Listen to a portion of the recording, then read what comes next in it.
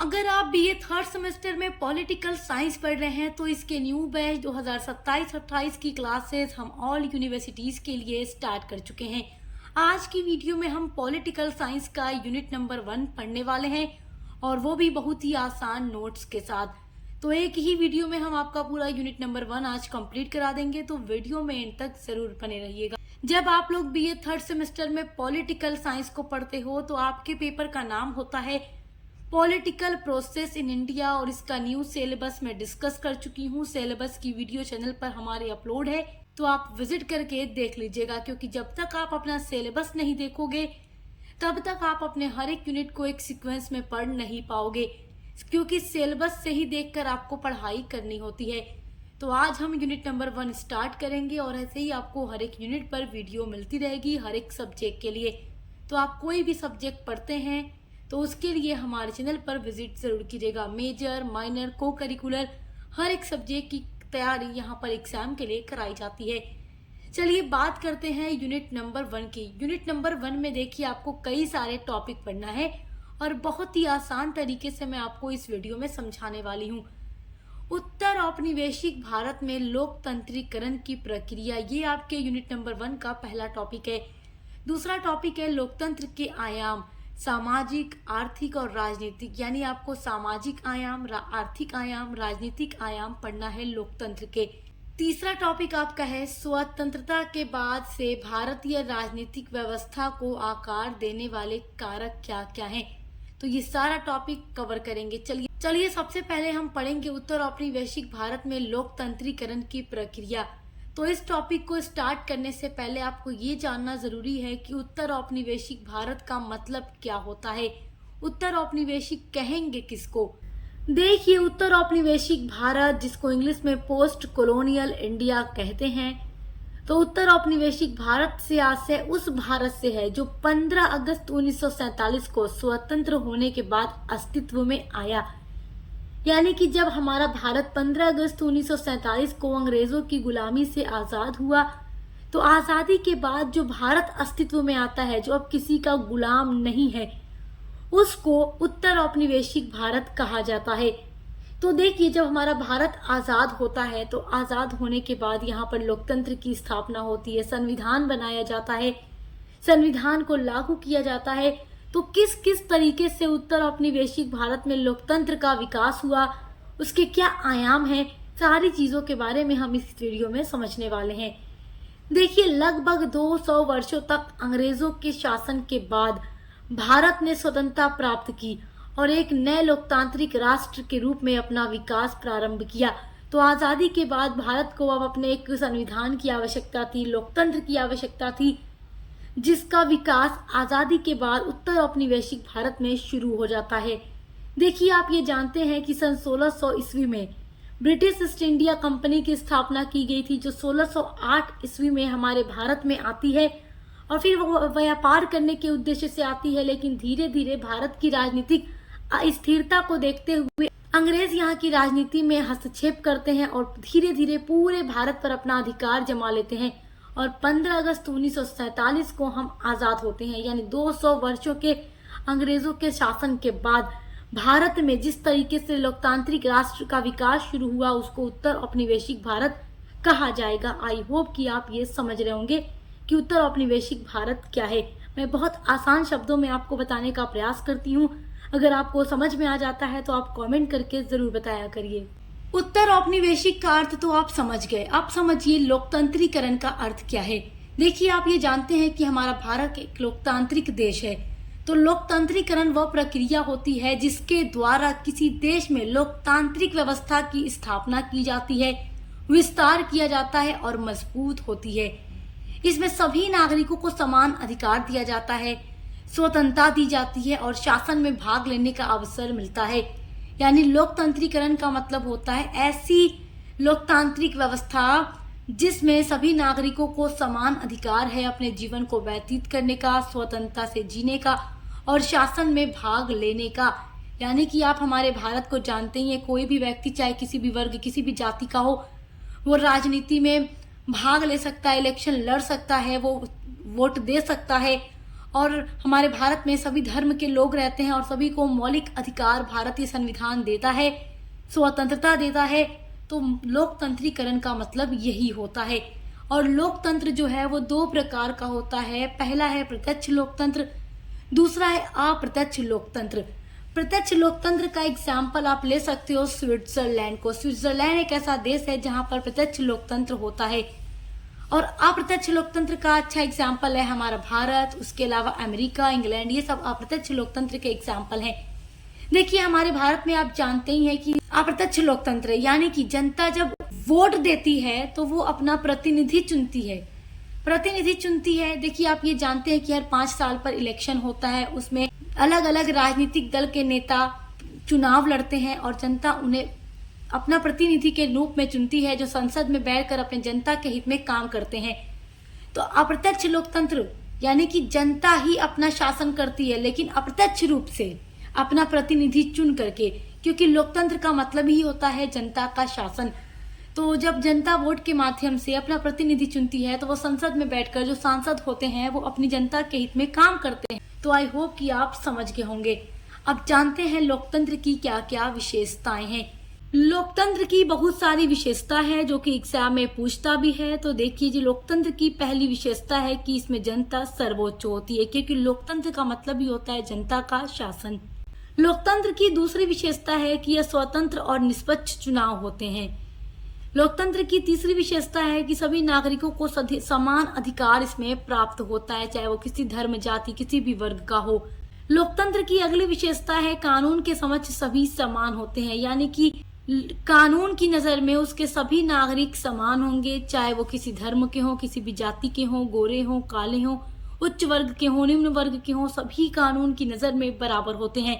और हमारे भारतीय संविधान में हमें 6 मौलिक अधिकार दिए गए हैं, जो मौलिक अधिकार ये बताता है कि हर भारतीय नागरिक को समान अधिकार दिया गया है, चाहे वो किसी धर्म जाति का हो। अगली विशेषता है सरकार जनता के प्रति इसमें उत्तरदायी होती है। नेक्स्ट पॉइंट होगा न्यायपालिका स्वतंत्र होती है। देखिए लोकतंत्र वाले देश में जो न्यायपालिका होती है वो पूरी तरीके से स्वतंत्र होती है।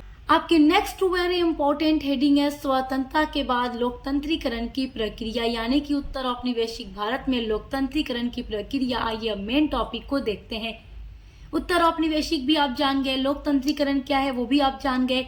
अब जानते हैं कि स्वतंत्रता के बाद हमारे भारत में लोकतंत्रीकरण की प्रक्रिया क्या है, इसका विकास कैसे हुआ। तो देखिए पहला पॉइंट हो जाएगा संविधान का निर्माण।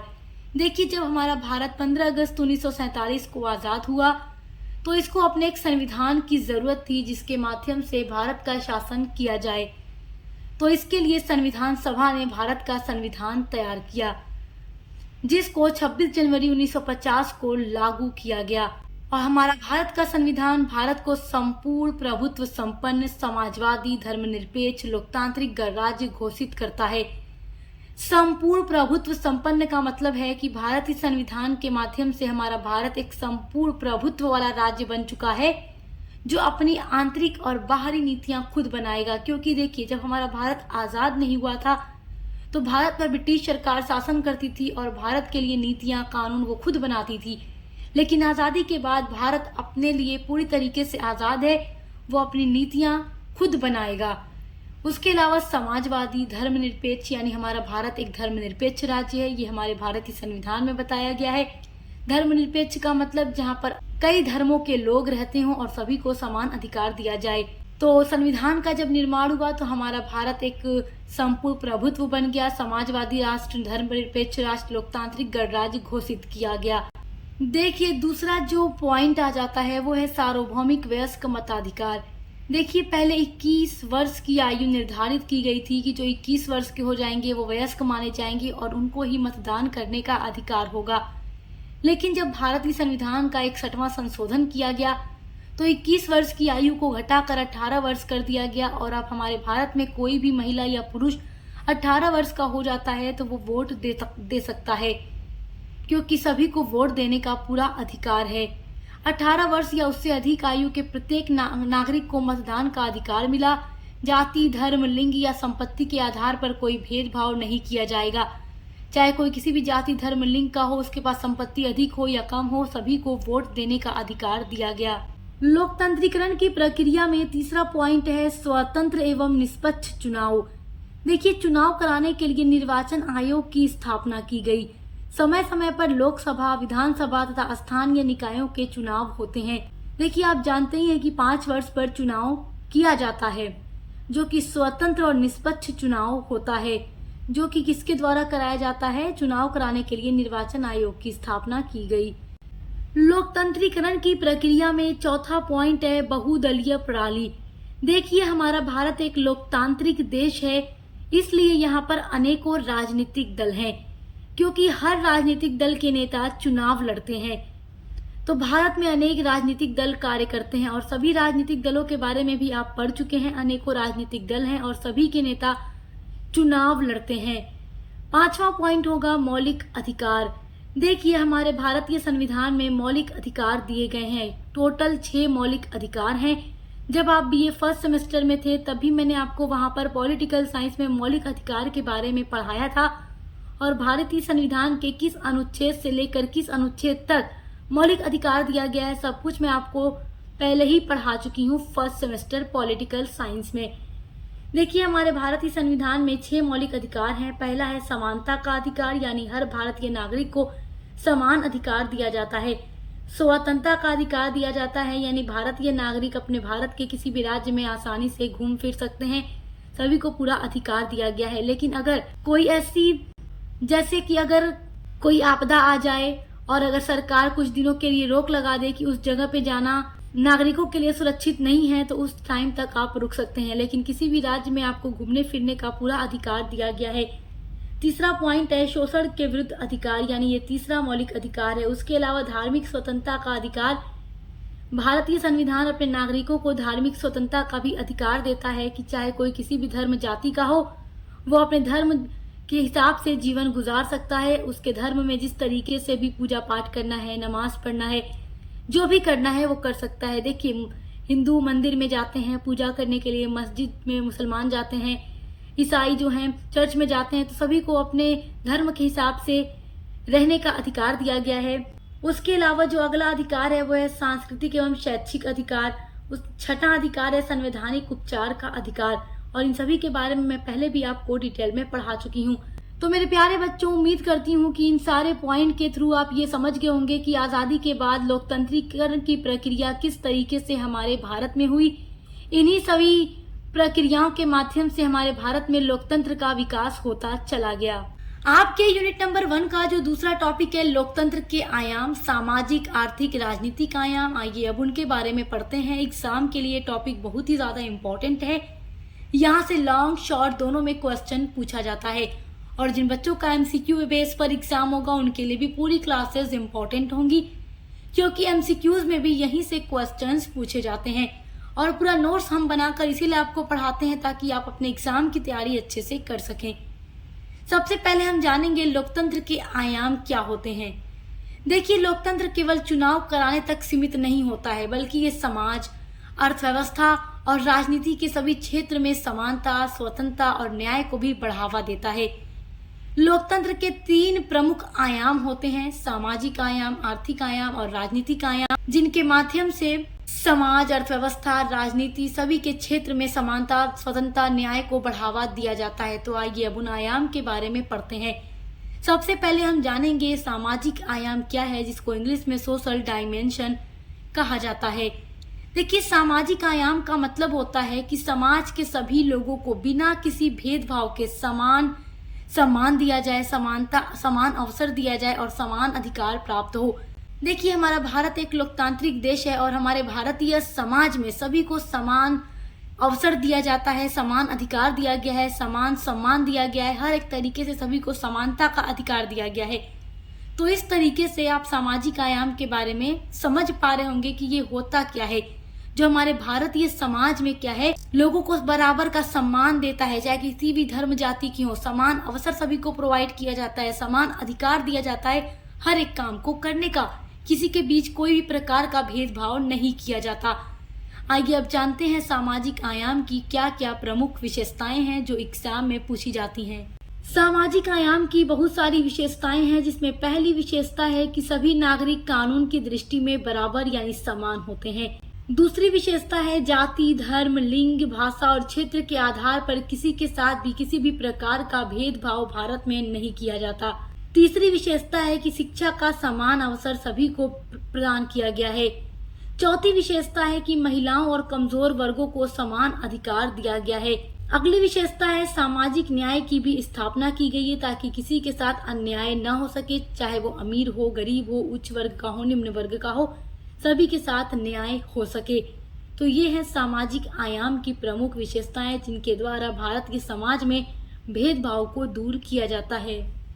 देखिए, दूसरा आयाम है आर्थिक आयाम, जिसको इंग्लिश में इकोनॉमिक डायमेंशन कहा जाता है। देखिए, आर्थिक आयाम का अर्थ होता है कि प्रत्येक नागरिक को आजीविका, रोजगार, शिक्षा, स्वास्थ्य और विकास के समान अवसर प्राप्त हों तथा आर्थिक असमानता को कम किया जा सके।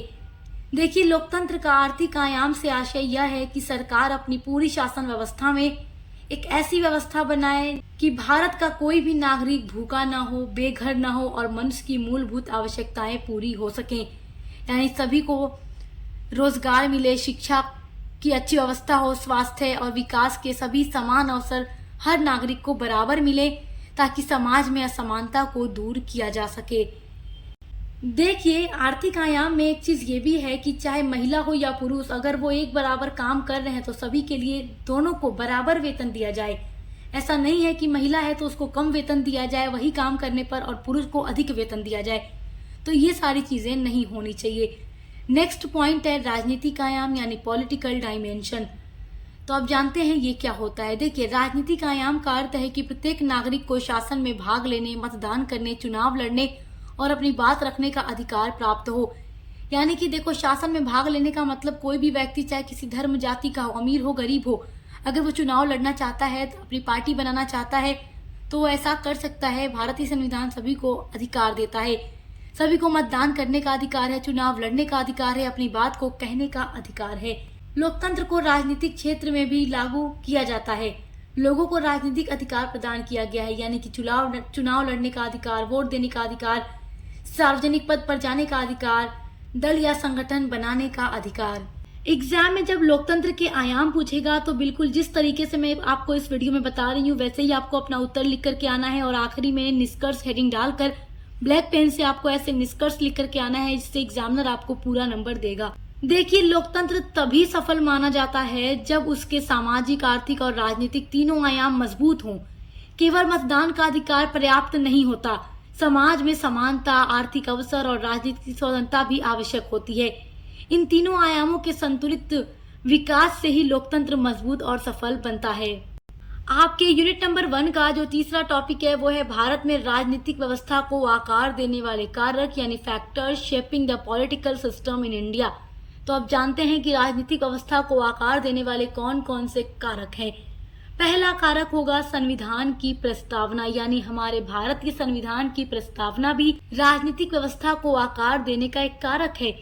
देखिए, प्रस्तावना भारतीय संविधान के उद्देश्य और आदर्शों को स्पष्ट करती है कि भारतीय संविधान का उद्देश्य और आदर्श क्या है। इसमें भारत को संपूर्ण प्रभुत्व संपन्न, समाजवादी, धर्मनिरपेक्ष, लोकतांत्रिक गणराज्य घोषित किया गया है, और इसके बारे में मैं अभी आपको इसी वीडियो में स्टार्ट में समझा भी चुकी हूँ। यह भारतीय राजनीतिक व्यवस्था की आधारशिला होती है। देखिए, हमारे भारतीय संविधान की प्रस्तावना हमारी राज व्यवस्था के स्वरूप का निर्धारण करती है। राज व्यवस्था शरीर है तो प्रस्तावना उसकी आत्मा है। प्रस्तावना मुख्य शिला है तो राज व्यवस्था उस पर खड़ा हुआ महल है। संविधान की प्रस्तावना जो है राज व्यवस्था को समझने की पूरी कुंजी होती है। दूसरा कारक होगा भारतीय संविधान। देखिए, भारतीय संविधान देश का सर्वोच्च कानून है।